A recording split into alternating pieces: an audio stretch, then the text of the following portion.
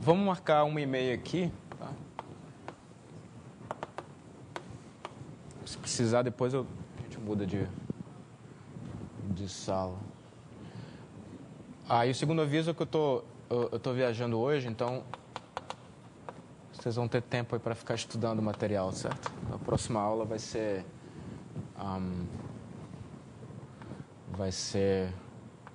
em junho.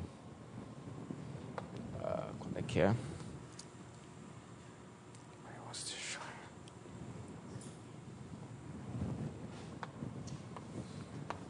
Aqui eu não tô certo aqui ainda, tá? Mas eu confirmo na hora da prova, o monitor vai aplicar a prova e ele confirma se a próxima aula vai ser no dia 30 de maio ou no dia 11 de junho. Não me lembro agora. Fernando? Sim. A gente tem aula a essa hora, a 1h30. Vocês têm aula? Sim.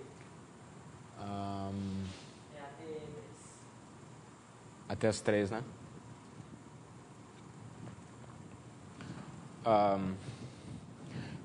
Bom, o horário normal é 15h30, né? Que geralmente a prova demora mais um pouquinho, né? Pode ir além?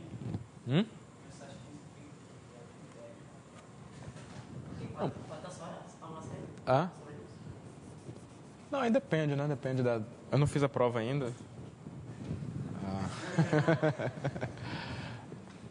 Vou colocar 15h30 então. E aí... Dependendo mais do tempinho, certo?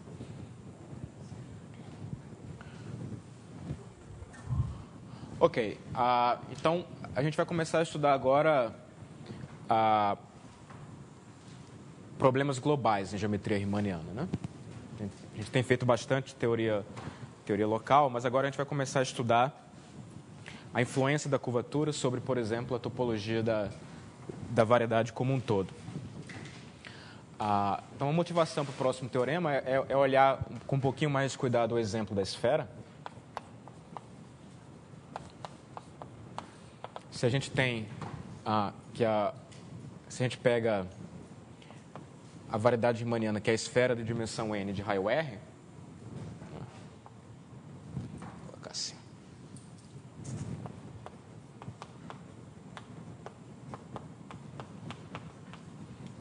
Isso é uma variedade compacta, digamos, com a métrica induzida pelo Rn mais 1, né? Que é a métrica canônica. Então, a gente já viu que as curvaturas seccionais desse espaço são constantes. Nesse caso, vão ser iguais a 1 sobre R ao quadrado, né? Curvatura seccional. Por outro lado, se a gente olha para a curvatura de Hit,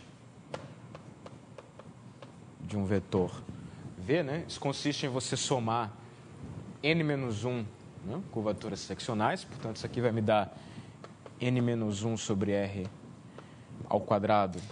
Lembrando que a curvatura de Hit é uma forma quadrática, portanto, eu preciso corrigir aqui com a norma do vetor, né?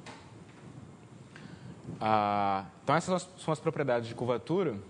Mas, por outro lado, você pode olhar para outras quantidades geométricas, como, por exemplo, você pode olhar para o diâmetro da variedade. O diâmetro de uma variedade riemanniana sempre é definido como o diâmetro dela como espaço métrico, né? Então, isso aqui é simplesmente o sup das distâncias na variedade. Certo? Então, no caso da esfera, a gente vê que o diâmetro é igual a... Bom, estou pegando uma esfera de raio R, né? Portanto, o diâmetro vai ser dado pelo comprimento de uma geodésica ligando um par de pontos antípodas, que nesse caso vai ser π vezes R, não é isso? π vezes R. Então, uma pergunta natural é a seguinte: imagina agora que eu pegue uma variedade riemanniana, imagina que eu tente agora aumentar as curvaturas desse espaço. Né? Então, eu tenho um espaço aqui com curvatura constante, imagina que eu tente fazer com que o espaço fique mais curvo. Né? Como, por exemplo, pegar uma esfera de raio menor, né? Uma esfera de raio menor tem mais curvatura. Então, intuitivamente, a gente vai imaginar que se o espaço está mais curvo, as distâncias vão diminuir. Não é isso? Como é o que acontece se você pega uma esfera de raio menor. As distâncias vão diminuir. Então, isso é o que diz o teorema que a gente vai provar, que existe uma maneira muito precisa de afirmar isso. Isso é chamado teorema de Bohner-Myers.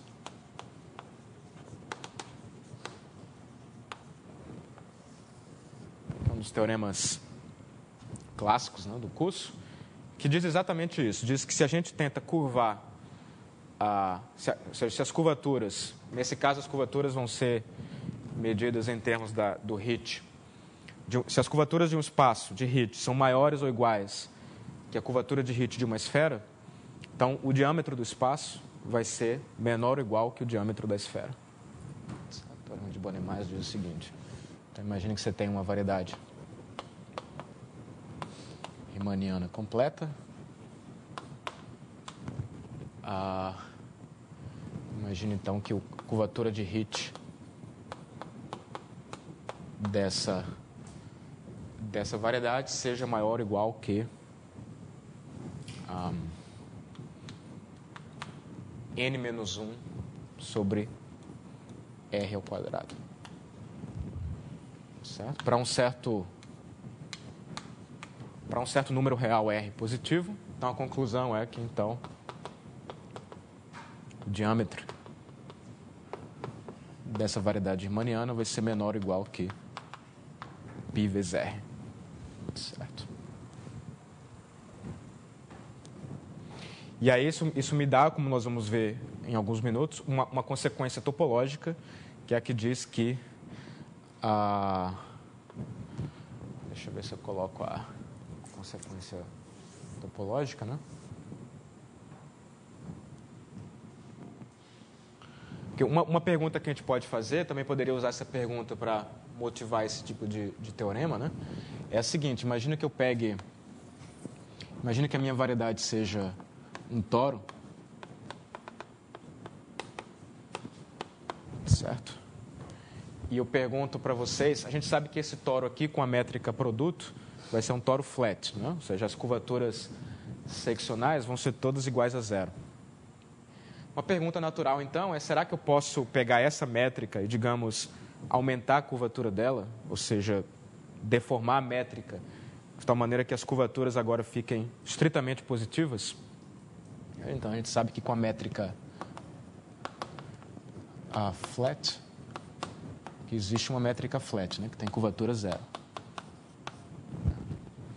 Então, a pergunta natural é: será que existe alguma métrica? Isso aqui é o toro TN, né?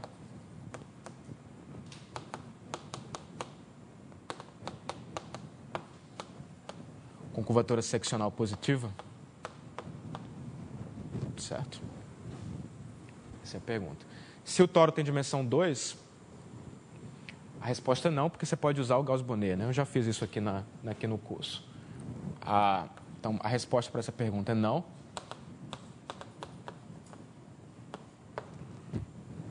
De fato, se você não consegue curvatura seccional positiva, a próxima pergunta seria o quê?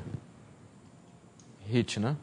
Porque curvatura seccional positiva implica hit positivo, mas não vale a recíproca. Então, se não funciona aqui, você pode perguntar: e o hit positivo? Será que existe? A resposta é não. E segue do teorema de Bohner-Myers, porque a gente tira de conclusão que, mais ainda, a M é compacta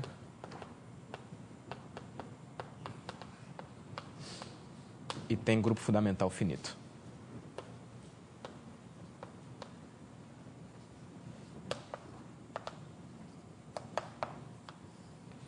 E a resposta aqui é, então, não, pois o grupo fundamental dessa variedade é o Zn, que é infinito, né? Certo. Então, não parece, mas essa estimativa do diâmetro vai permitir tirar conclusões topológicas, porque a variedade compacta tem grupo fundamental finito. Nós vamos ver por quê. Ok, então vamos provar isso aqui, né? Então a ideia é que se o espaço tem mais curvatura que uma esfera, então ele é menor que a esfera no sentido do diâmetro. Então a demonstração é a seguinte. A demonstração é mostrar que se eu pego uma geodésica, né? E eu sei que o espaço tem curvatura de Hit maior ou igual que essa constante positiva. Então a ideia é mostrar que se a geodésica for muito longa, ela vai acabar sendo instável para a energia. Ou seja, a ideia é mostrar que se a geodésica for suficientemente longa, então vai existir uma variação que vai diminuir o comprimento. Certo? Exatamente o que acontece aqui na esfera, né? Você pega uma geodésica, se o comprimento dela é maior, né, que π vezes r, né, você encontra variações que diminuem o comprimento. Exatamente isso que nós vamos mostrar. Só que, é claro, a gente não vai estar na esfera, né? Mas a gente vai usar a informação da curvatura de Hit. Então, a ideia é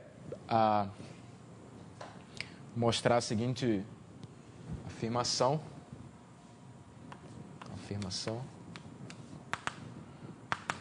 Se gama. E aqui você pode parametrizar no intervalo 0, 1, não tem problema. Se gama é uma geodésica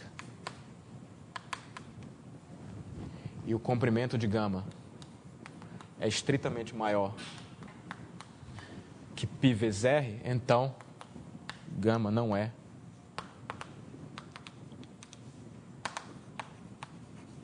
minimizante. Certo? É isso que nós vamos mostrar. Então, vocês concordam que basta provar isso?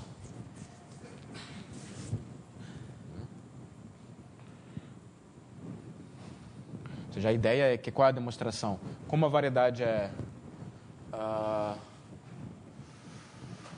deixa eu só pensar uma coisa aqui.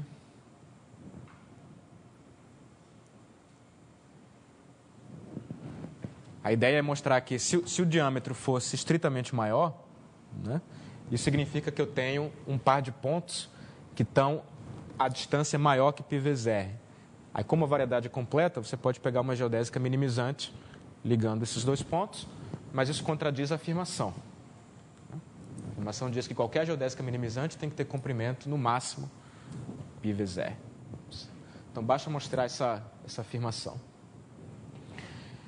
Então, a ideia é que eu pego essa geodésica e eu quero construir essa variação. Então, a demonstração do teorema de Boole-Myers é inspirada com o que acontece aqui na esfera. Certo? A gente já calculou os campos de Jacobi da esfera, né? Aqui. Então, se eu quiser encontrar campos de Jacobi... Bom, os campos de Jacobi na esfera, vocês lembram que eram coisas assim, né? Como é que é?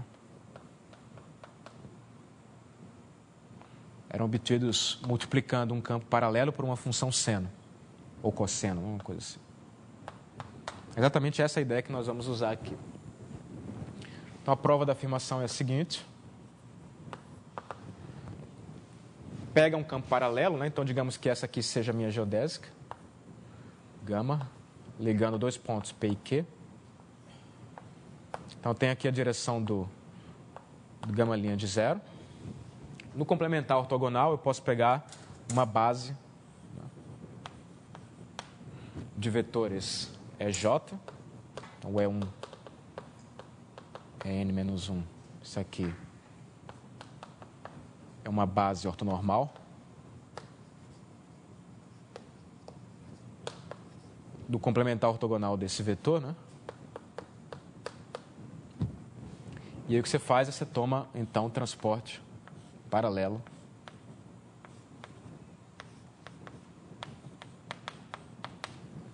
dessa base ao longo da geodésica. Transporte paralelo. E aí eu quero construir uma variação que diminua o comprimento. Eu vou construir a minha variação inspirado pela fórmula dos campos de Jacobi na esfera. Então a ideia é que você define... Para cada campo paralelo desses, você define o campo VJ de T como sendo... Eu quero construir um campo, eu tenho que produzir uma... Eu quero produzir uma variação própria. da minha geodésica. Então, eu quero que o meu campo se anule nos dois extremos, certo? Como eu parametrizei a minha geodésica no intervalo 0, 1, uma maneira de fazer isso é pegar o seno de π vezes t, multiplicar pelo EJ de t, certo? Então, tenho aqui uma família de n-1 campos ao longo da geodésica, certo? E aí, para cada um desses campos, você constrói a variação própria associada e olha para a energia, certo? Então, você define a função EJ de S como sendo a função energia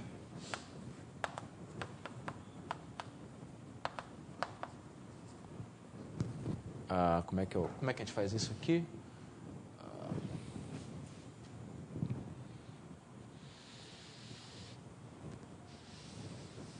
Vou colocar mais explicitamente. Isso aqui vai ser a energia da seguinte curva, né? Vou usar o campo para produzir uma variação. A gente já fez isso aqui. Então, o que você faz é... Você agora tem um campo que se anula aqui nos extremos, né? Que é dada por um seno aí.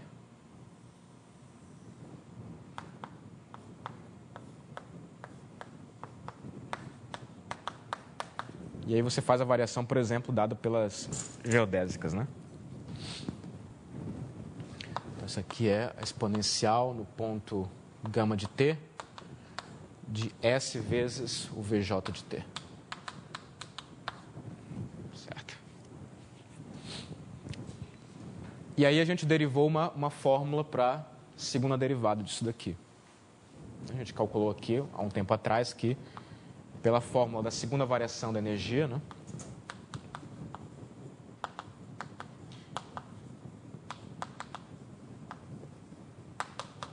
Eu tenho que 1/2 do EJ, duas linhas de zero, é igual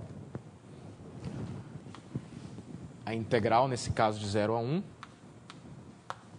E aí tinha uma expressão que era assim. Você tem o VJ de t, e aqui aparecia o VJ duas linhas, mais o R de...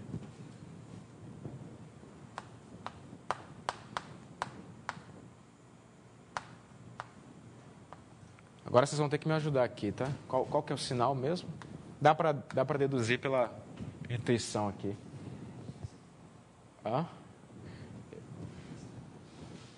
Acho que tem um menos aqui, né?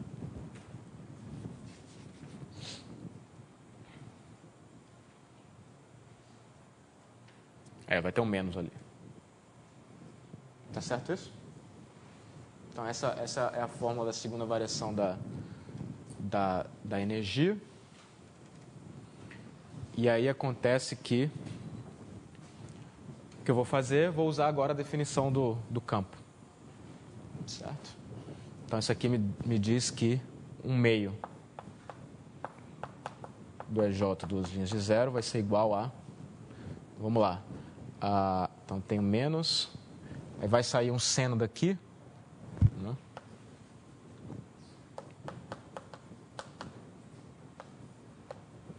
E aqui fica o EJ, né? De t. Bom, quando eu derivar duas vezes aqui, né? Eu vou ter, então, menos, né? Π ao quadrado vezes o seno, tá certo isso?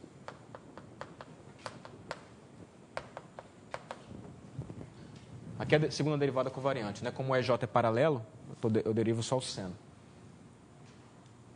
Então, fica isso aqui. Depois eu tenho o termo da curvatura. Aqui, novamente, o VJ vai sair um seno. E aqui eu fico com o R, a EJ, gama linha, gama linha. Tá certo isso aí? Como? o seno tem que ir dentro... Ah, sim, claro, claro. Tá certo. Obrigado. Isso. O seno tem que ir dentro da integral. Então dá isso aí.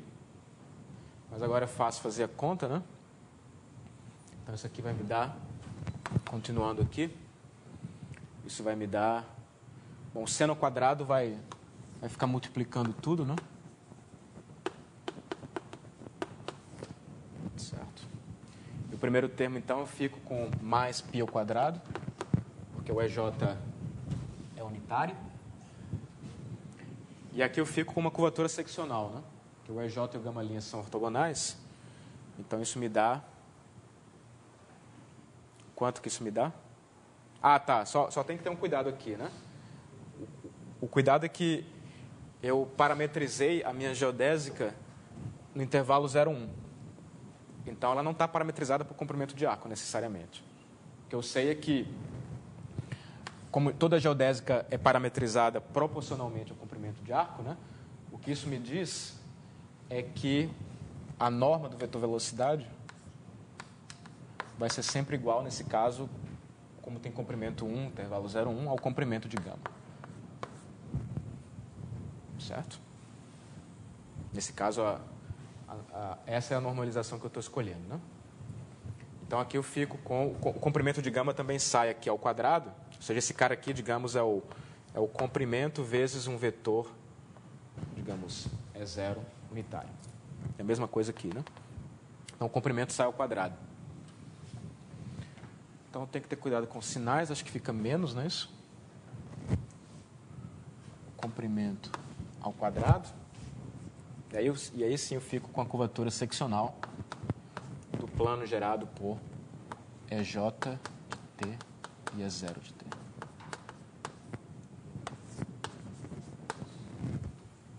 Certo?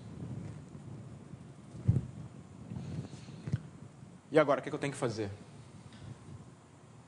Lembra que eu tenho que fazer aparecer o HIT. Somar em J. Isso. Então, se você soma em J, né?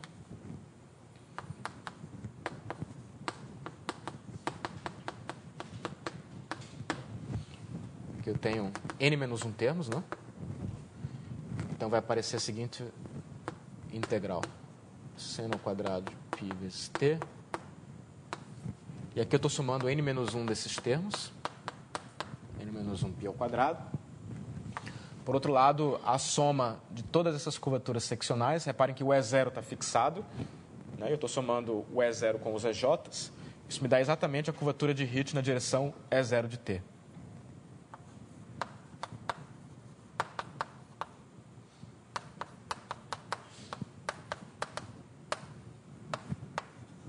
Certo? Então, agora eu uso a hipótese sobre o HIT, né? Eu sei que o HIT é maior ou igual que aquela constante. Como eu tenho um sinal de menos aqui, fica então menor ou igual. Esse termo é positivo.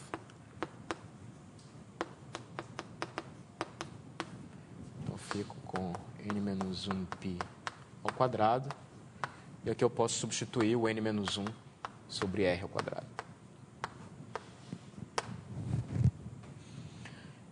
Agora ficou simples, né? Porque eu estou supondo que o comprimento da geodésica é estritamente maior que π vezes r. A conclusão é que esse cara aqui vai ser estritamente negativo.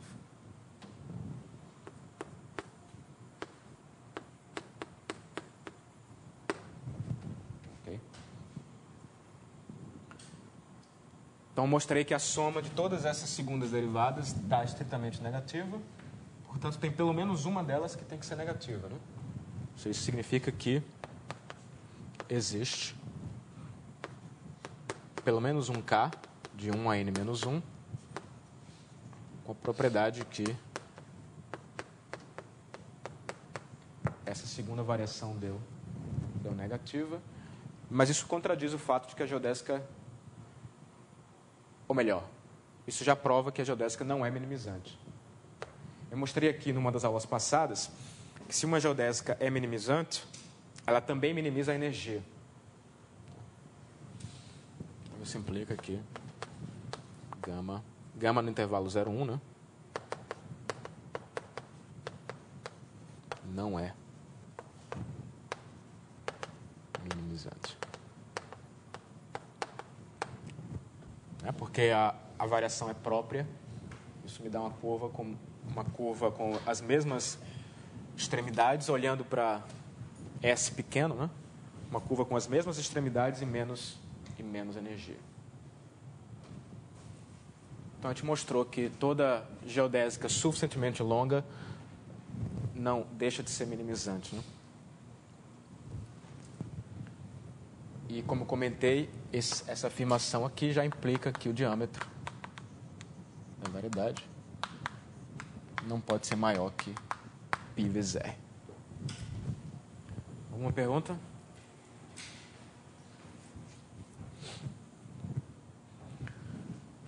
Se não, falta concluir a parte topológica do teorema.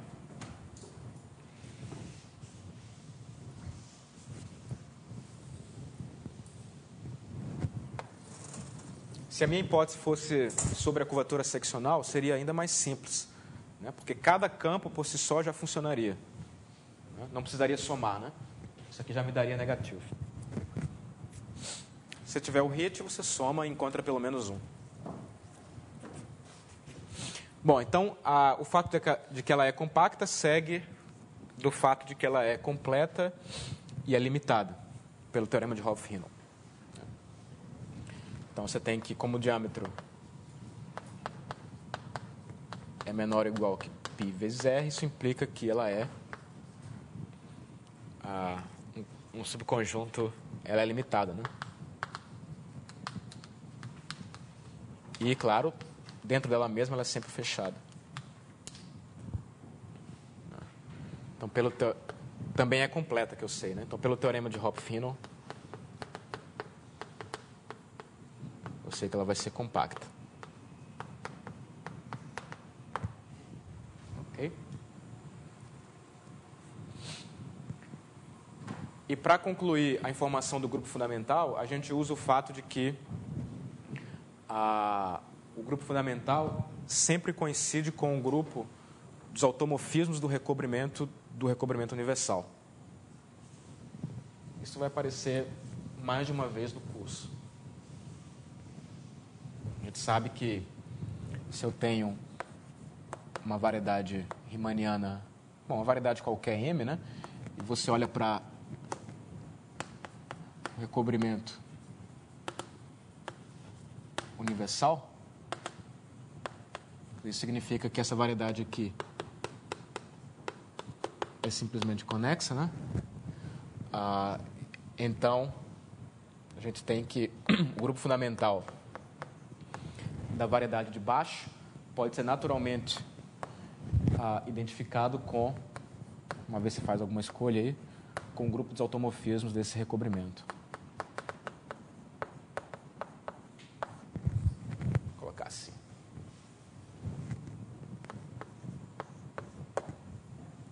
Certo? Segue por topologia, né?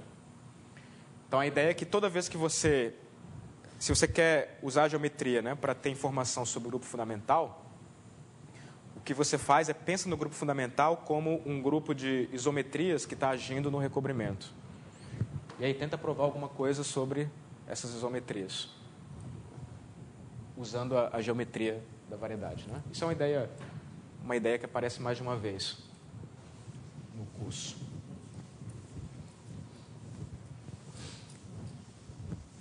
E, então, nesse caso, o que a gente vai ter é o seguinte. Se você olha para o recobrimento universal...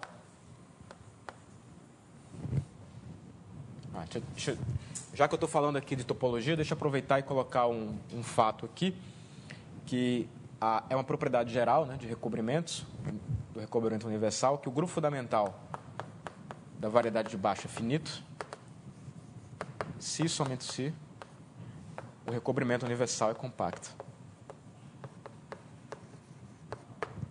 Certo. Ok? Supondo, é claro, que estou supondo aqui que a variedade de baixo é compacta, né?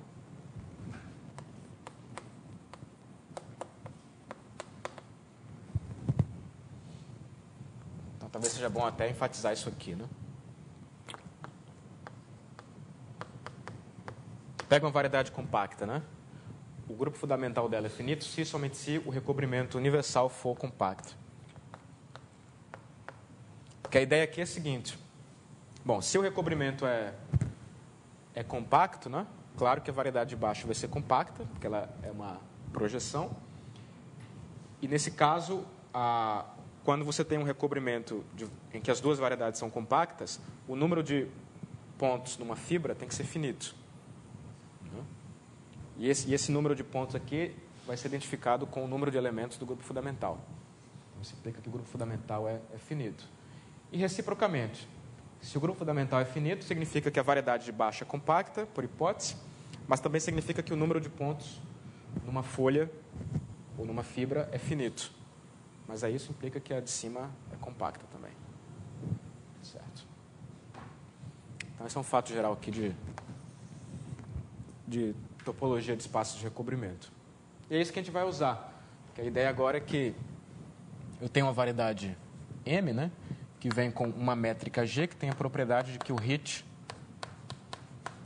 é maior ou igual que uma constante positiva, vezes o V ao quadrado. Então, quando você pega o recobrimento universal, π, a gente pode, como já vimos, levantar a métrica pelo pullback. E com essa métrica em cima, a projeção π fica uma isometria local. Então, isso significa que as curvaturas da variedade de cima vão ser iguais às curvaturas da variedade de baixo. Ou seja, o HIT da métrica de cima também vai ser maior ou igual que uma constante positiva. Certo? Simplesmente porque é uma isometria π entre as duas métricas. Mas aí eu aplico o Bonet-Mais para a variedade de cima. Isso implica pelo Bonet-Mais que a variedade de cima é compacta. Bonet-Mais.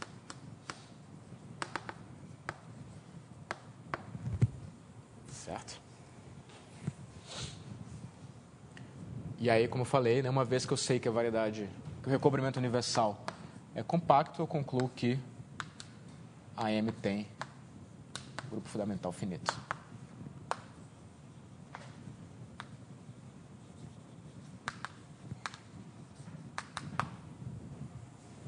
E aí acabou a demonstração.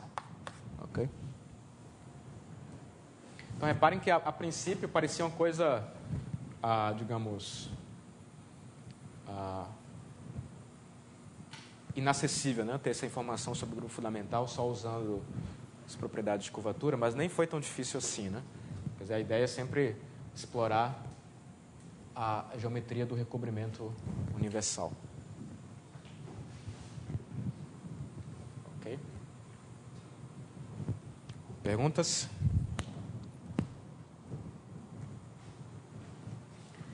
Então, esse é um exemplo de obstrução, né? Porque isso significa que se você me dá uma variedade compacta e eu quero saber se ela tem alguma métrica com curvatura de HIT estritamente positiva, né?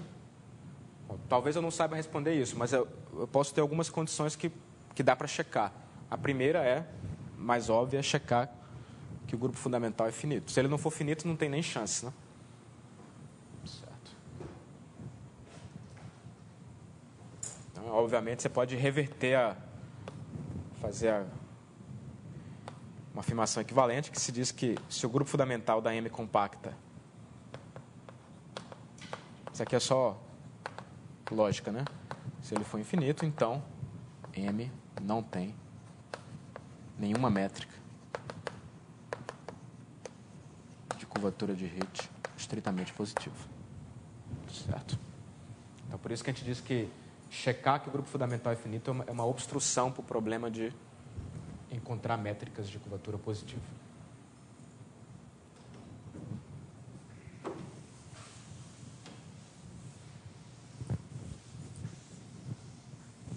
Ok? Está claro isso aí?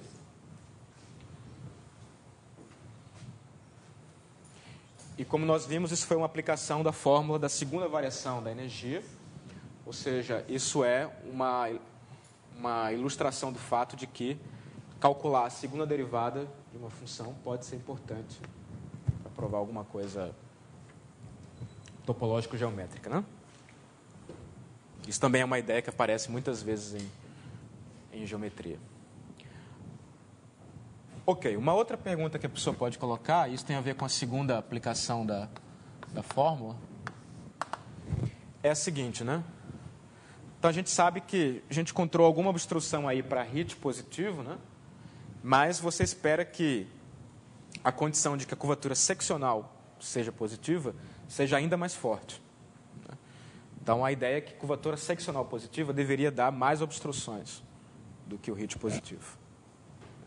Então, a pergunta natural, digamos meio filosófica, é saber se isso é verdade, né? Ou seja, vamos ver como é que eu coloco isso. Se eu pensar no conjunto de todas as, ou na classe de todas as variedades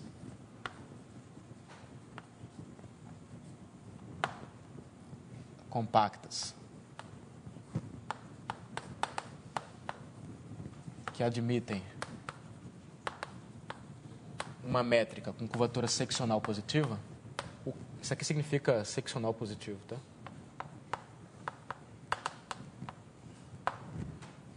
Esse conjunto está contido, né, no conjunto das variedades, sei lá, na classe das variedades compactas que admitem HIT positivo. Se ela tem uma de curvatura positiva, seccional, claro que o HIT vai ser positivo.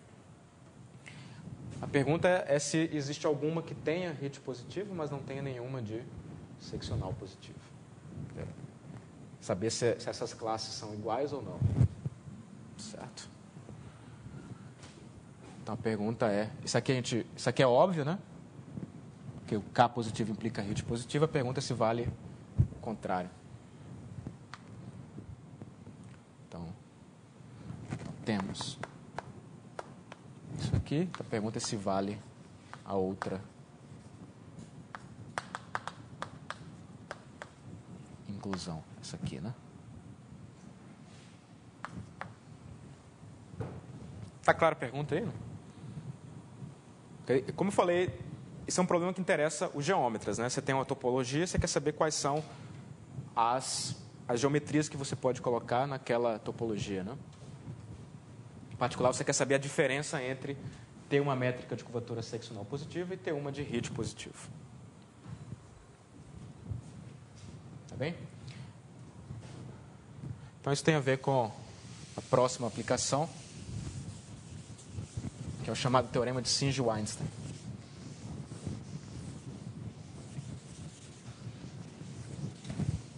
Primeiro, vamos só relembrar aqui um fato de álgebra linear. Um deles eu já provei na aula passada, né? Ou na retrasada. Que era o seguinte, se você tem uma... Como é que era? A gente tinha uma transformação linear, ortogonal.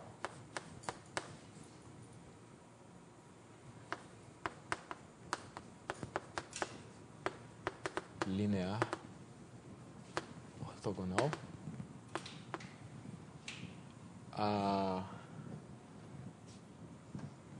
Como é que era isso?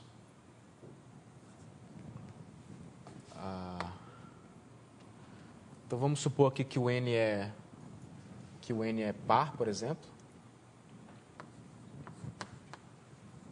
Que o n é par, então significa que o espaço tem dimensão ímpar, né? Então eu quero colocar aqui a condição que implica que A tem ponto fixo. Então existe um vetor do Rn mais 1 não trivial com A de V igual a V. Certo. E aí você precisa pedir que ela inverte ou preserve a orientação. Qual que é a certa aí? Dimensão par, ímpar, aplicação antípoda, inverte. Então acho que eu preciso que ela preserve. Preserva a orientação. então ela tem um ponto fixo. Certo? Então, esse é o fato A. E o segundo é a versão correspondente para a dimensão quando n é ímpar. Então, você tem novamente uma transformação linear, ortogonal, n ímpar. E agora eu peço que ela inverta a orientação, né? Digamos que A inverte a orientação. Então, novamente vai existir um vetor não trivial, tal que o A de V é igual a V. Certo? Bom, claro que você pode olhar para esse problema aqui como um problema sobre isometrias da esfera, porque uma isometria da esfera é uma transformação linear ortogonal, com a métrica canônica, né? Você pode pensar, então, A como sendo uma isometria da esfera com a métrica canônica. Bom, a demonstração desse fato é pura álgebra linear, né? A gente já fez uma coisa parecida aqui.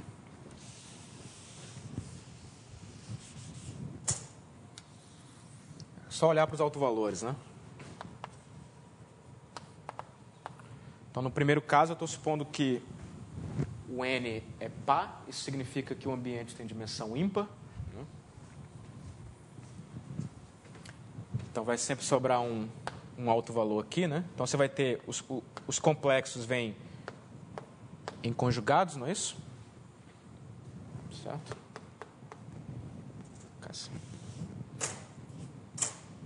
Então, os complexos vêm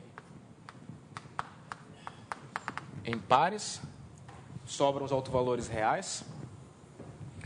Como ela é ortogonal, os autovalores reais só podem ser 1 ou menos 1. Não é? Então, esses caras aqui só podem ser 1 ou menos 1. Mas eu tenho uma quantidade ímpar deles, né? Eu estou fazendo o caso A. Não é? Então, isso significa que um deles tem que ser 1, né? Porque como eu estou supondo no caso A que A preserva a orientação, eu estou supondo que o determinante de A é igual a 1, né? Certo? Então, eles não podem ser todos iguais a menos 1. Caso contrário, como eu tenho um número ímpar deles, o determinante seria menos 1. Então, isso significa que significa que o 1 é alto valor. Certo. E o caso B é análogo, né? Porque você vai ter agora que a dimensão é par, né? Então, novamente, os complexos aparecem em pares conjugados. O produto sempre é não negativo, né? E aqui estão os reais, só que aparece o número par de reais. E no caso B, eu estou supondo que a inverte a orientação, então o determinante dela é menos 1. Então, novamente, se todos fossem iguais a menos 1, como eu tenho um número par deles, o produto seria 1. Então, significa que tem que ter pelo menos um que é 1. Novamente, o 1 é alto valor de A. Ok? É só álgebra linear. Então, a minha afirmação é que existe uma versão não linear desse teorema. Esse teorema, se você quiser pensar geometricamente, é um teorema sobre isometrias da esfera com a métrica canônica. Mas existe uma generalização desse teorema que vai dizer basicamente a mesma coisa, só que agora para isometrias de uma variedade compacta com curvatura seccional positiva. Esse é o teorema de Singe-Weinstein.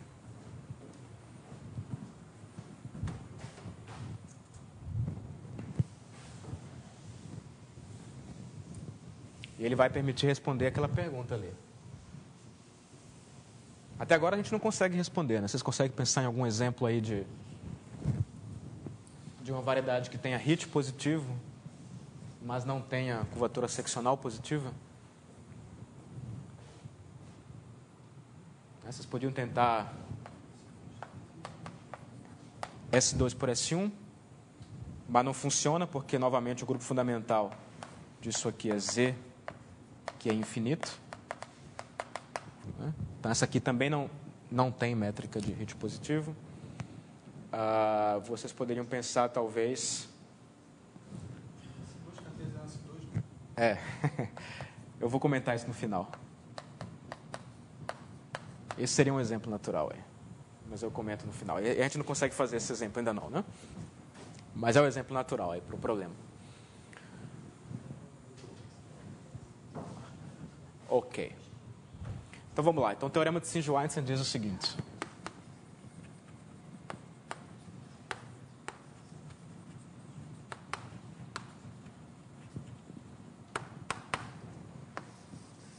Ele diz basicamente a mesma coisa, eu só vou trocar a esfera por uma variedade de curvatura positiva. Então o que você diz é seja M, G, dimensão N, uma variedade riemanniana compacta com curvatura seccional positiva.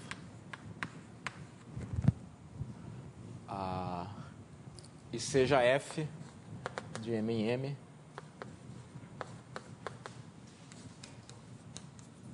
uma isometria. Então, o teorema tem duas partes. Na parte A, ele diz que se a dimensão for par, e se F... deixa eu ver aqui. Eu quero fazer isso. Vou botar orientada. Então, se o N é par e se F preserva a orientação, é isso que está escrito ali? Né?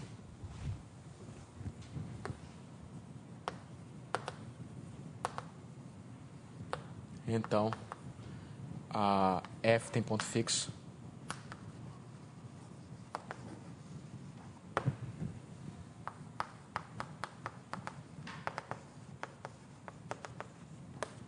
E a parte B diz que se o N for ímpar e o F inverte a orientação,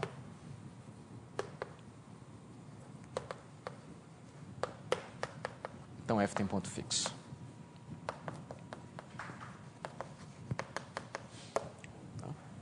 A gente tem uma versão linear disso, que é isso que está escrito aí.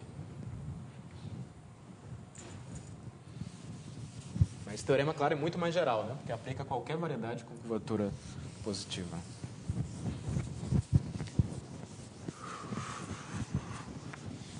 Uma demonstração. Deixa eu falar um pouco da intuição da demonstração, depois a gente formaliza, né? A ideia é a seguinte, né? A ideia é que quando a gente tem curvatura negativa, nós vimos aqui, por exemplo, que a variedade não tem pontos conjugados, né? Então, a ideia é que a curvatura negativa tende a ajudar uma geodésica a ser minimizante. Certo? Se vocês olham para a expressão da segunda variação, né? Uma maneira de escrever era assim, né? Como é que era?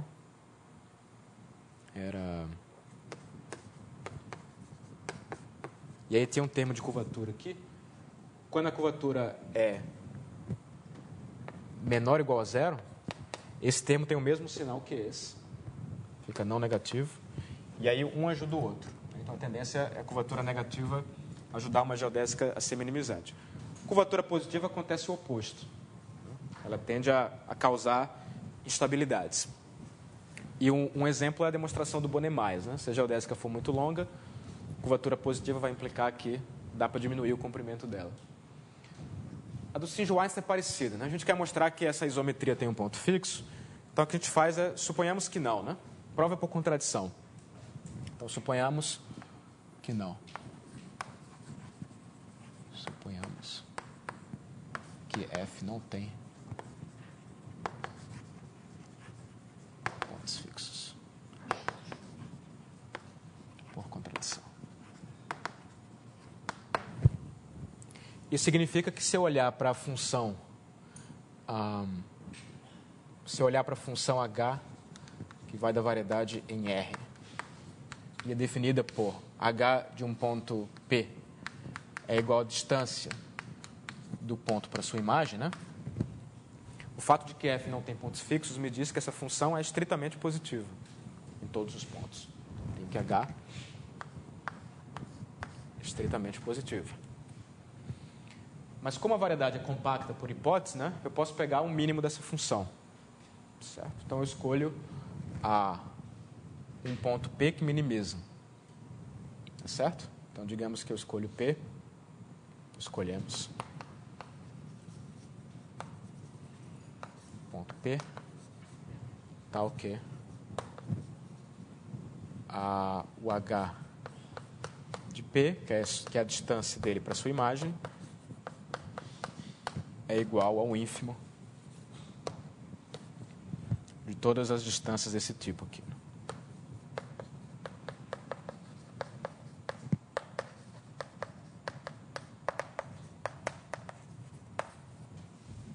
Certo? Então, deixa eu fazer um desenho e... Eu acho que eu não quero apagar essa pergunta, não. Eu posso apagar. Bom, vocês lembram aqui do enunciado. Então, a ideia é a seguinte. A gente vai pegar esse ponto P, né? Está aqui a minha variedade. Sei lá, aqui. Aí a imagem de P é sempre diferente do P. Né? E eu pego o ponto P que minimiza essa distância. Então, como a variedade é completa, né? Eu sei que existe uma geodésica minimizante que liga esses dois pontos. Gama minimizante.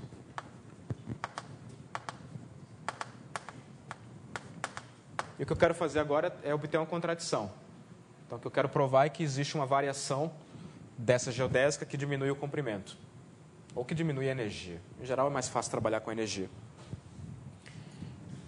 Está claro isso? Então, eu quero encontrar uma variação que diminui a energia.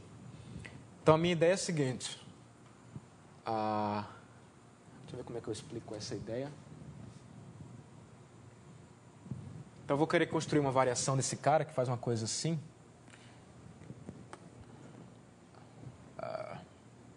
Então, vou construir um certo campo, né?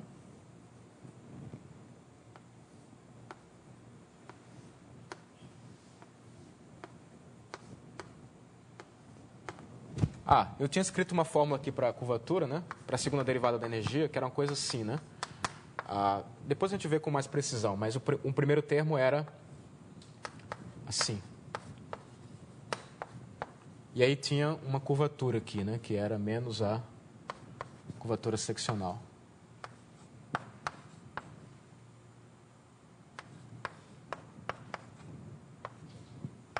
Acho que era assim, né? Então, a ideia é que eu quero encontrar uma variação tal que esse cara seja negativo. Mas aí, esse termo aqui sempre me dá problema, né? Porque ele é um termo naturalmente positivo. Então, em muitas situações, quer dizer, o que você quer fazer é encontrar uma maneira de não se preocupar com esse termo aqui. Qual é a maneira mais simples de fazer isso? Pega um campo paralelo. Né? Porque você quer aproveitar o fato de que a curvatura é positiva. Então, porque tem um sinal menos aqui, esse cara é negativo, né? E você quer eliminar o termo que dá problema. Então, o que você faz é tenta campos que sejam paralelos. Esse termo vai embora automaticamente. Então, eu vou pegar um campo paralelo, né? De T. E aí eu vou fazer a variação, né? Faço a variação associada a esse cara aqui.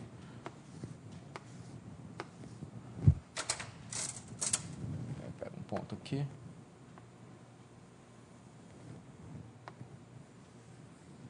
Digamos que eu fixe um determinado S aqui e olho para essa curva. Gama S. Essa curva aqui. Aí, se eu tiver sorte, eu vou conseguir usar o fato de que a curvatura é positiva.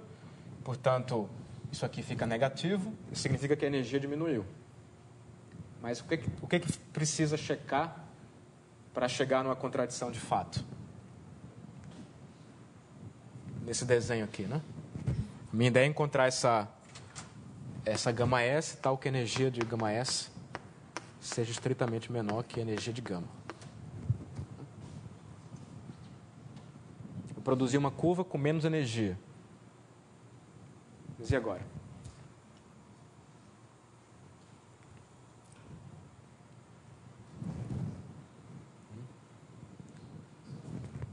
isso ainda não é... Tem a ver com os extremos, né? Isso ainda não é uma contradição, né?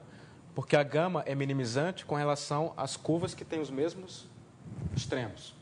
Nesse desenho aqui, os extremos estão mudando. E agora? Então, isso não vai contradizer o fato de que a gama é minimizante. Mas pode contradizer alguma outra coisa. Contradizer o quê?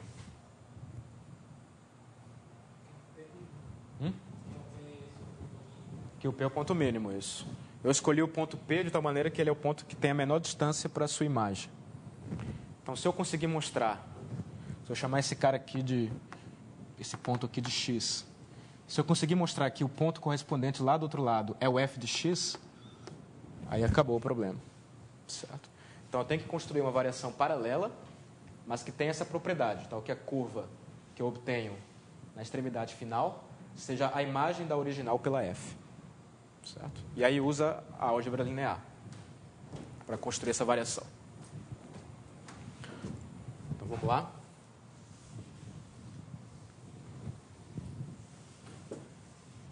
Então, está claro, né? Eu tenho que construir uma variação tal que se essa curva aqui eu chamar... Se essa curva aqui for a curva, sei lá, C, eu quero que essa curva aqui seja a F bola C. Então, como é que eu formulo isso? Eu peguei um vetor aqui no início, né? Eu tenho duas maneiras de transportar esse vetor para cá, né? Uma é olhando o transporte paralelo. A outra é usando a derivada da isometria, a derivada da F. Então, o que eu preciso mostrar é que existe algum vetor aqui, tal que o transporte paralelo coincide com a imagem pela derivada de F.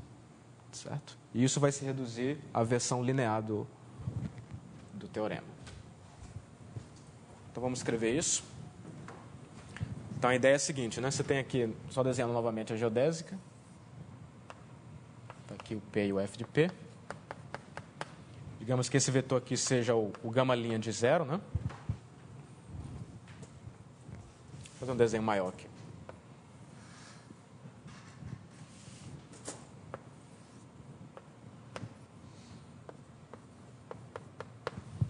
Está aqui o gama' de 0. E aqui tem o gama' de... sei lá, gama' de L. Se eu pegar a geodésica parametrizada por comprimento de arco. Então, a primeira pergunta é o que a derivada da isometria faz com o vetor velocidade da geodésica? Né? Eu tenho um pedaço de geodésica aqui. Está aqui a minha geodésica gama, né? Se eu componho com a isometria, agora eu poderia ter uma curva assim, né?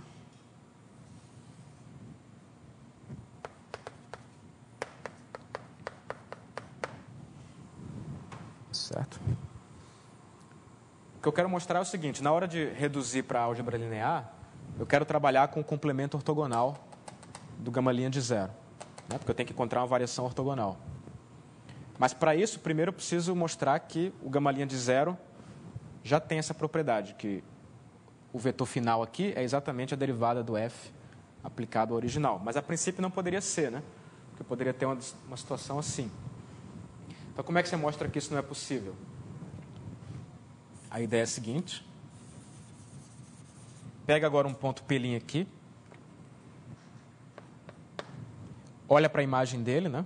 Uma isometria leva geodésicas em geodésicas, né? Então, isso aqui também é uma geodésica. Pega o P' aqui no meio, né? E olha para o F de P' aqui. Certo?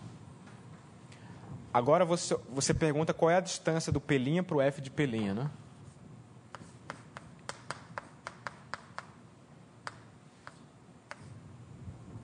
Certo? O que eu sei é que isso vai ser menor ou igual que a soma dessas duas distâncias, pela desigualdade triangular. A distância do P' para o F de P, mais a distância do F de P para o F de P'. Só que agora a F é uma isometria, portanto, ela preserva distâncias, né? Então, essa distância aqui é a mesma distância do P para o P'. eu repito o seguinte. Então, eu fico com a distância do P para o P' mais a distância do P' para o F de P. Só que agora esses 3 pontos estão ao longo de uma geodésica minimizante. Então, a soma dessas duas distâncias é exatamente a distância total. Isso aqui vai ser igual à distância do P para o F de P. E agora? Novamente, eu uso que o P era o minimizante, né? Então, o que eu sei é que essa distância aqui, ela tem que ser maior ou igual, né? Que é a distância do P para o F de P. Porque o P era o que minimizava essa distância. Então, eu mostrei que ela é maior ou igual e que é menor ou igual, portanto, são iguais. Né? Mas se são iguais, isso significa que essa curva aqui, né?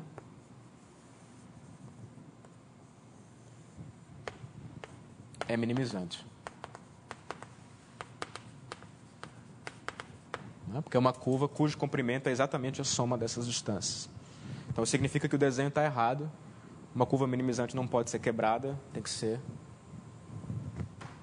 como a gente imaginava, certo? O desenho está errado. Ok. Então, essa é a primeira informação.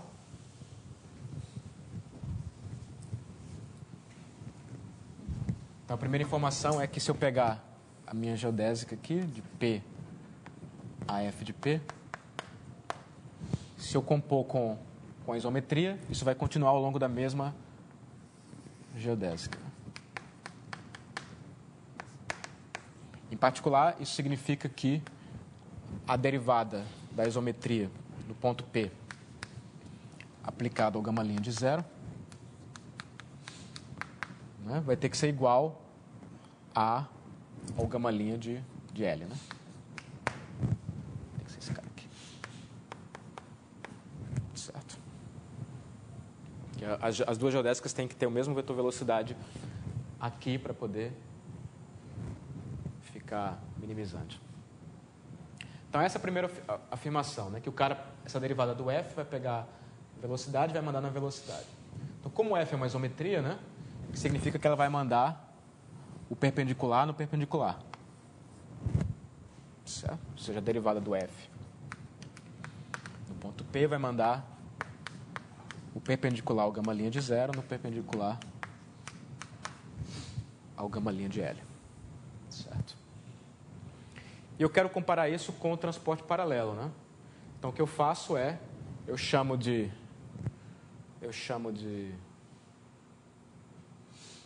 P, sei lá,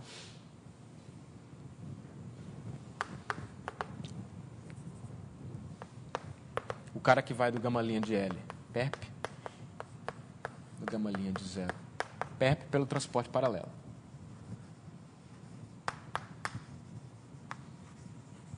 Eu volto pelo transporte paralelo. E aí o que eu quero estudar é a composta dessas duas, né? Chamo de A, então. O P composto com o DF. Então, esse cara agora vai do gama' 0 ortogonal nele mesmo. Certo? Transporte paralelo é sempre uma isometria, né? Portanto, como transformação linear, e é linear. Como transformação linear, isso aqui é uma isometria. Então, A é uma transformação linear ortogonal desse espaço nele mesmo. E agora é só analisar a dimensão com a condição de se a isometria preserva ou não a orientação. Lembrando que o transporte paralelo é sempre isometria e sempre preserva a orientação.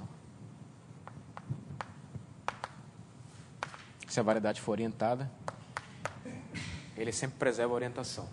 Isso talvez eu tenha deixado como exercício, não me lembro. Mas não é difícil ver isso. Então, agora é só analisar caso a caso, né? Olhar agora o A e o B. Né? Então, no caso A, a dimensão da variedade é par. Isso significa que a dimensão desse espaço aqui é ímpar, né? Eu estou tirando uma dimensão. E eu estou supondo que a F preserva a orientação, portanto, a derivada preserva a orientação, né? Então, significa que o A preserva a orientação. E aí vocês vão ter que se lembrar, eu apaguei o enunciado, acho que isso implicava que o A tem ponto fixo.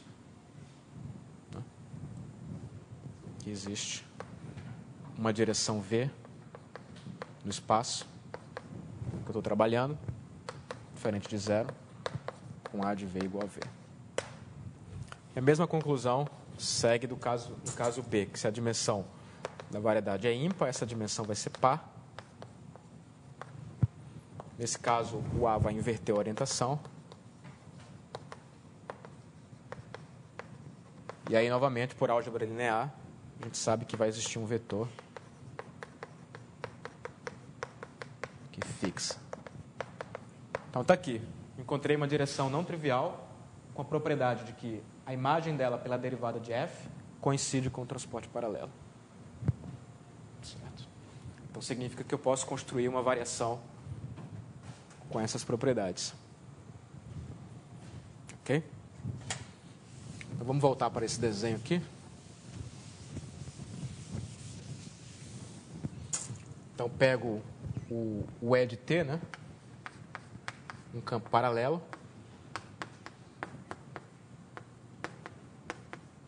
Com a propriedade que o E de zero satisfaz que o A do E de zero é igual ao E de zero. Posso pegar esse campo unitário, não tem problema. Isso aqui me diz que, olhando para a definição, diz que a derivada do F, desse cara, é exatamente igual à inversa do transporte paralelo. Né? Só que, como eu já estou pegando o campo paralelo, né? O resultado final aqui é o E de L, né? Certo. A derivada de F manda o E de zero no E de L. E aí você constrói a variação canônica, né? Considera a variação, sei lá, a variação C de TS é igual a exponencial no ponto gama de T de S vezes o vetor do campo, né, que é o E de T. Certo? Então, faço a minha variação. Agora, se você olhar para a curva, quando eu faço T igual a zero, né, essa curva aqui, ela vai ser uma geodésica, né? Então, se você olhar para... Vamos fazer T igual a zero. Essa curva aqui, ela é uma geodésica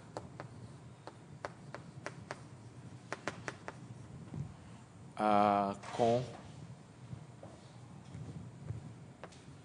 o valor dela na origem é P, né? E o vetor velocidade dela na origem é... Deixa eu dar um nome para ela que é mais simples. Vou chamar de beta. É uma geodésica beta, com beta de zero igual a P, e beta linha de zero igual ao E de zero, né? Por outro lado, se eu olhar isso agora no tempo final, que é o tempo T igual a L, por definição, né? Isso aqui é uma geodésica, né? Porque está dada pela aplicação exponencial. Então, isso aqui vai ser uma geodésica, sei lá, beta linha. Beta linha de zero igual a F de P. E o beta linha... Desculpa, beta linha não ficou uma boa notação, não, né? Beta til, né? E o beta til linha de zero é igual ao E de L. Só que acontece que o E de L é exatamente a derivada do F aplicada ao E de zero. Então, como isometria manda geodésicas em geodésicas, né? Por unicidade de geodésicas, por unicidade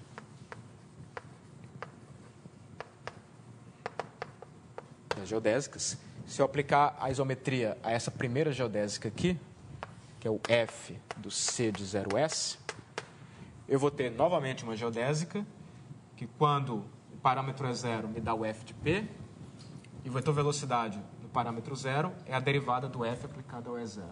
Então, eu tenho uma geodésica com as mesmas condições iniciais que a beta-til. Ou seja, eu mostrei que, de fato, a minha variação é tal que a imagem da curva azul aqui é exatamente a curva azul lá. Certo. E agora basicamente, é calcular a segunda derivada da energia. Certo. Já tem essa propriedade. E agora é mostrar aqui.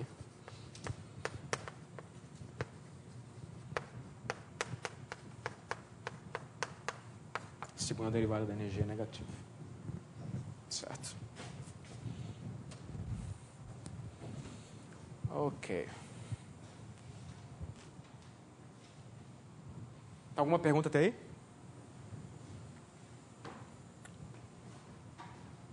O que eu posso apagar aqui?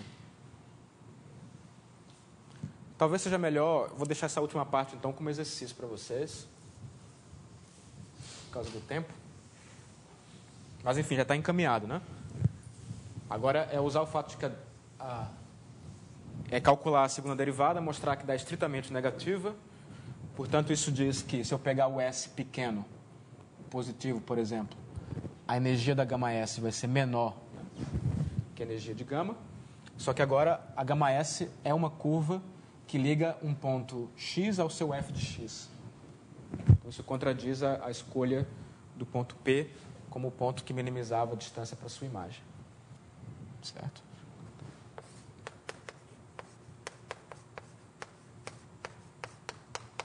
Aqui a energia da gama para S. Por exemplo, positivo e pequeno. Lembre que a primeira derivada é sempre zero, porque essa aqui é uma geodésica. Isso diz que a distância do x para o f de x vai ser estritamente menor que a distância do p para o f de p, onde eu estou pegando o x como sendo o ponto inicial da curva gama S. Né? Então, o x, quem que é o x? É o c de 0S. Certo. Alguma dúvida? Senão, vamos agora para o corolário topológico, né, do teorema. Então, o corolário é o seguinte. Imagine agora que eu tenho uma variedade compacta. Lembra da pergunta que eu tinha colocado no início, né? Com curvatura seccional positiva.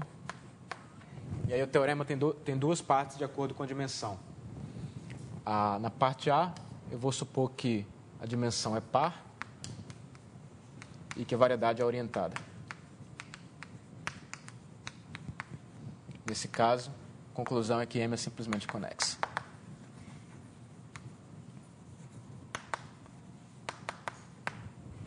E na parte B, eu analiso o caso em que N é ímpar. E aí eu provo que M é orientada.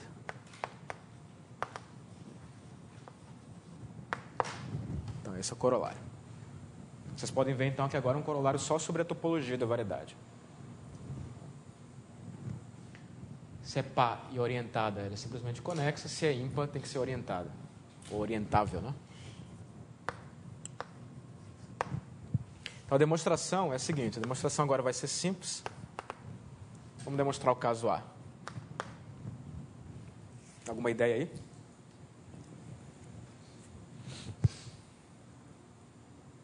Como é que esse teorema aqui sobre pontos fixos de isometrias vai dar esse tipo de conclusão topológica?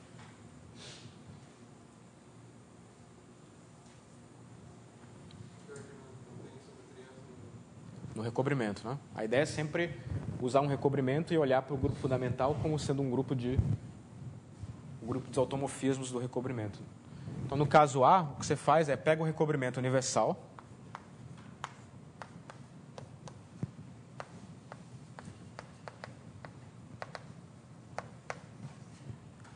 pega o recobrimento universal e aí você olha pega uma isometria, vou chamar de F mesmo,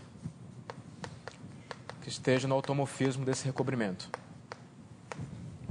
Então, F vai ser uma isometria. Certo. Aí, eu estou sempre levantando a métrica pelo pullback, né? Então, se embaixo tem curvatura positiva, a métrica que eu pegar em cima pelo pullback vai ter curvatura seccional positiva também. Só que agora, aqui em cima, eu tenho uma variedade com dimensão par, né? Que é orientada, porque simplesmente conexa sempre é orientada, e tenho uma isometria que preserva a orientação. Por quê? Preserva a orientação porque a variedade de baixo era orientada. F preserva a orientação.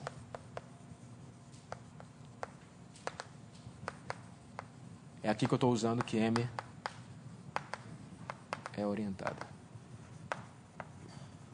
Então, o teorema do Singe-Weinstein me diz que F tem ponto fixo.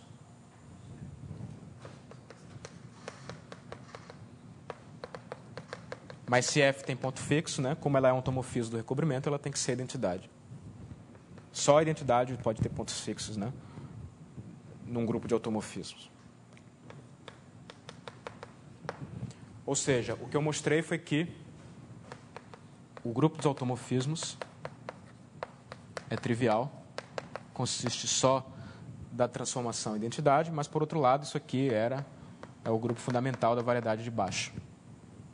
Então, mostrei que a variedade de baixo é simplesmente conexa. Certo.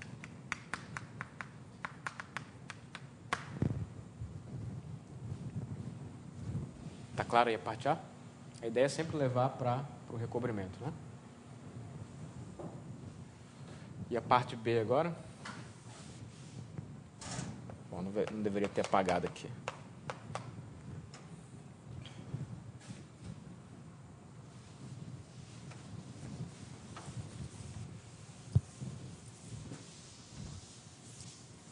Olha só, quando vocês forem terminar a prova aqui, tem que lembrar que a variação que eu produzi não é uma variação própria.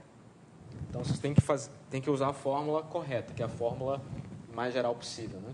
De variações quaisquer, da segunda variação da energia.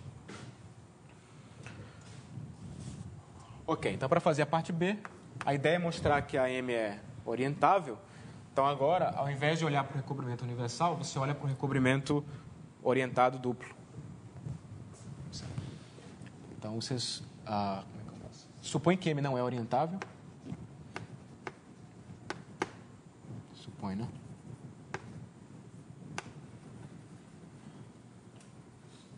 Suponhamos que M não é orientável. E agora você olha para... Vou chamar letra diferente aqui. O recobrimento duplo orientado. Pensa que se isso aqui é o espaço projetivo, isso aqui é a esfera, né? Coisa assim. E aí você faz a mesma coisa. Você tem uma métrica aqui embaixo com curvatura positiva. Você levanta essa métrica aqui para cima. A curvatura vai continuar sendo estritamente positiva. E agora, como a M não é orientável, né? Vai ter um automorfismo que inverte a orientação da M bar. Faz o papel da aplicação antípoda na esfera, né? Então, você pega, então, esse cara. Existe um automorfismo lá em cima que reverte a orientação.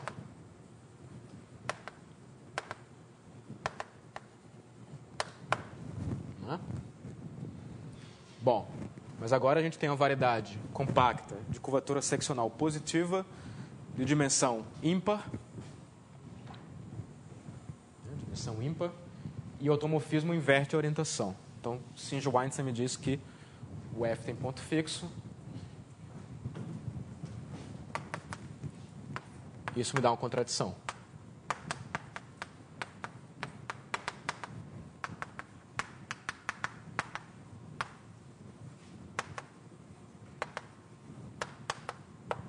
Certo. Então, concluí que a M não pode ser não orientável, ela tem que ser orientável. Certo.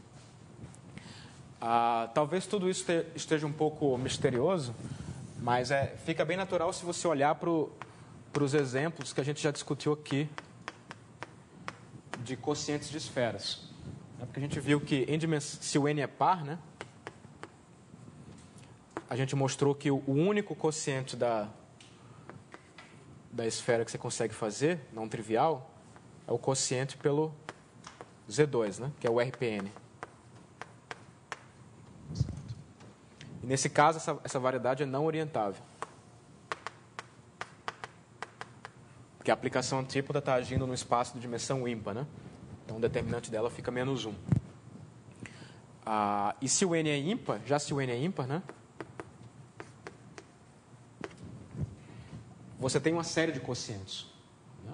A gente não botou todos aqui, mas, por exemplo, você tem exemplos do tipo ZK aqui. Então, o que é que isso está dizendo? Está dizendo que esse teorema é mais ou menos ótimo. Né? Vamos lá, por quê? Primeiro, por exemplo, em situação par, ele diz que se for orientada tem que ser simplesmente conexa. Bom, o espaço projetivo não é simplesmente conexo, mas tampouco é orientado. Né? Então, você não pode tirar o orientado aqui, por causa do exemplo do espaço projetivo. Dimensão ímpar, você poderia dizer, mas por que dimensão ímpar não dá para concluir que AM é simplesmente conexa de maneira igual? Não dá porque a gente tem todos esses exemplos aqui. Né? Que o grupo fundamental desse cara aqui é ZK, né? Esses exemplos não são possíveis de construir em dimensão par,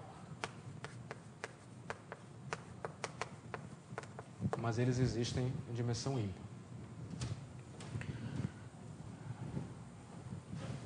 Tá? Então, para entenderem o que está acontecendo, é bom pensar nesses exemplos que vêm da esfera. Então, só para terminar, voltando à pergunta original aqui, né? Se tem algum exemplo que tenha hit positivo, mas não tenha curvatura positiva. Né? Acho que o Nicolau ali propôs o S2 por S2. Né? S2 por S2 admite métrica de hit positivo.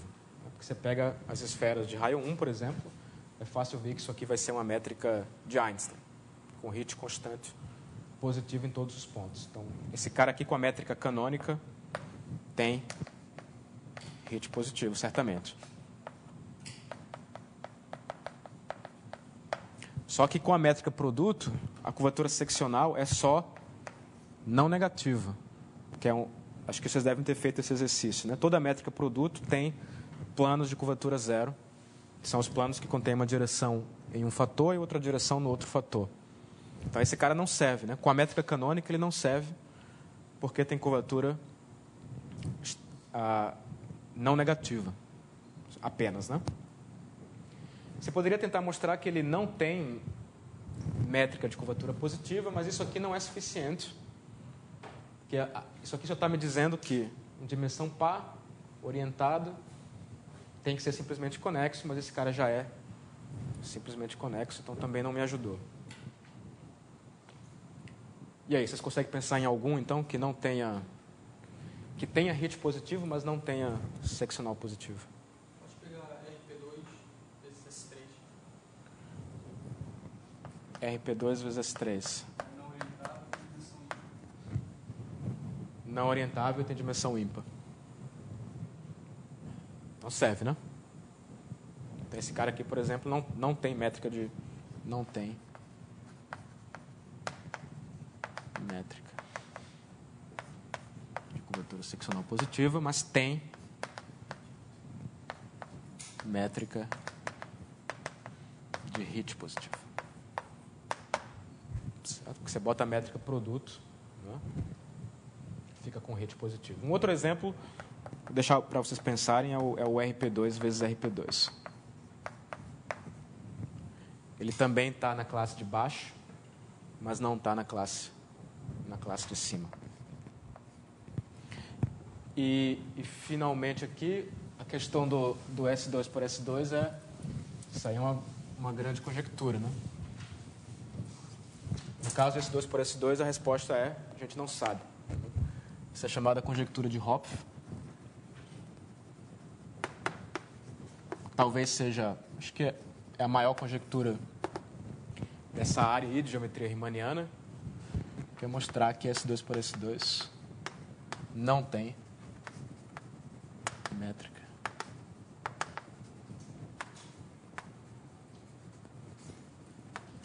De curvatura seccional. Positivo.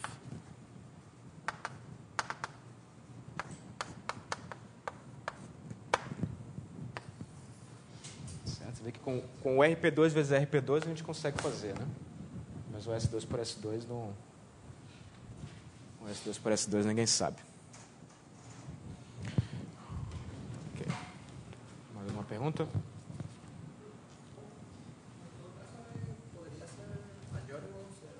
Aonde?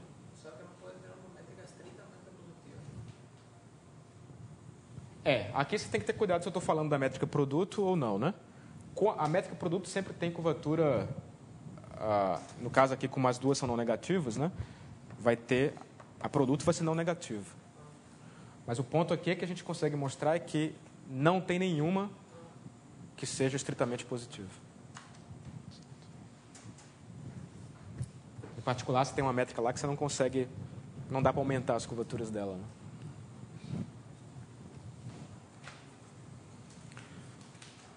Bom, pessoal, as listas aí. Agora acho que estão corrigidas. Hã? Acho que a sua ficou comigo, Acho que eu não vi, não. É.